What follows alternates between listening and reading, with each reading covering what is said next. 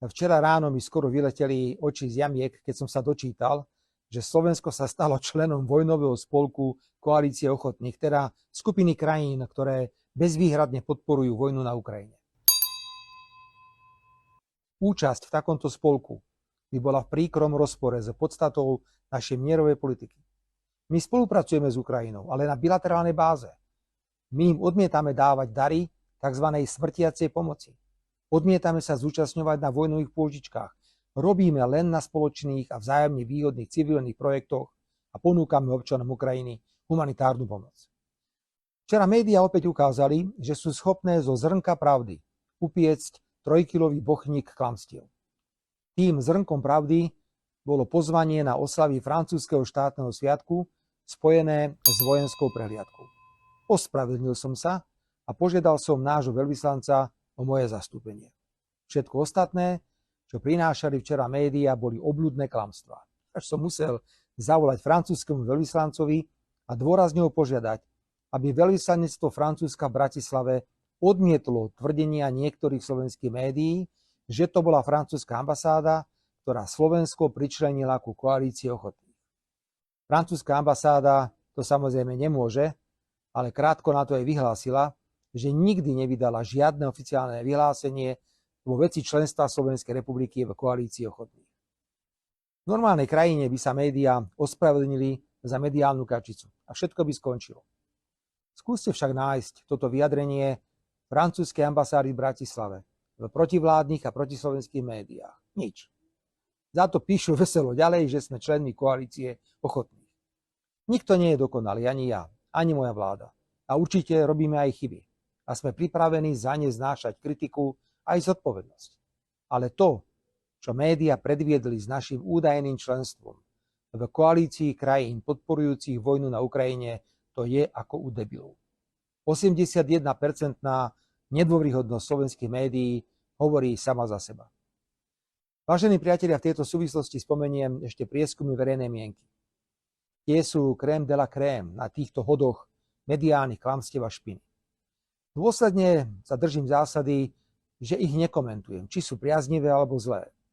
Ale ťažko byť ticho, keď v jeden deň vyjde prieskum priaznivý pre Smer Slovenskú sociálnu demokraciu, aby na druhý deň okamžite vyšiel absolútne nepriaznivý prieskum.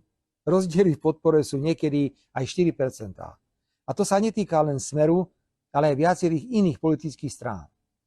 Média zverejňujú politicky objednané prieskumy krížom krážom s obrovskými rozdielmi. A je im to úplne jedno, aj keď takto zvyšujú svoju vlastnú nedôveryhodnosť. Ani jeden prieskum nie je presný. Ide len o mútenie hlav. Sú tak presné ako predpovede počasia, kde sa meteorológovia trafia len vtedy, keď komentujú, ako bolo včera. To isté platí aj o prieskumoch a prieskumných agentúrach. Pri voľbách sa všetky vyhovárajú, prečo nikdy nič netrafili. A to nehovorím o tom, že sme dostávali v minulosti ponuky na pekné úpravy prieskumov za jednotkovú cenu. 1% hore v prieskume, 5 až 10 tisíc eur. To nekúpite. Najlepšia rada pre každého. Nesledovať. Nebrať do úvahy. A v deň volieb sa rozhodnúť rozumom aj srdcom. A agentúram odporúčam, aby prestali robiť z ľudí bláznom. Vážení priatelia, tento týždeň došlo ešte k dvom udalostiam, pri ktorých bratislavská kaviereň otvárala šampanské. Tou prvou je mediálna skratka, ako inak, pravda? Že generálny prokurátor zatlačil na ministerstvo vnútra, aby matrika rozhodla o zápise manželstva homosexuálnych párov. Generálny prokurátor urobil len to, čo hovorí zákon. Že matrika buď zápis urobí, alebo oznámi navrhovateľovi, že zápis neurobila, pretože to neumožňuje zákon. Viete, že som osobitnú matriku v Bratislave navštívil a spoločne s jej predstaviteľmi sme vyslovili jasný postoj, že Ústava Slovenskej republiky neumožňuje na Slovensku uznanie manželstva homosexuálnych párov a ich zápis do matriky, pretože podľa ústavy je manželstvo jedinečným zväzkom muža a ženy. Aj toto je výsledok hodnotovo orientovanej politiky Smeru Slovenská sociálna demokracia. V útorok tento týždeň som o žiadosti generálneho prokurátora hovoril aj s ministrom vnútra a predsedom Hlasu pánom Matúšom Šutajom Eštokom. Máme rovnaký názor.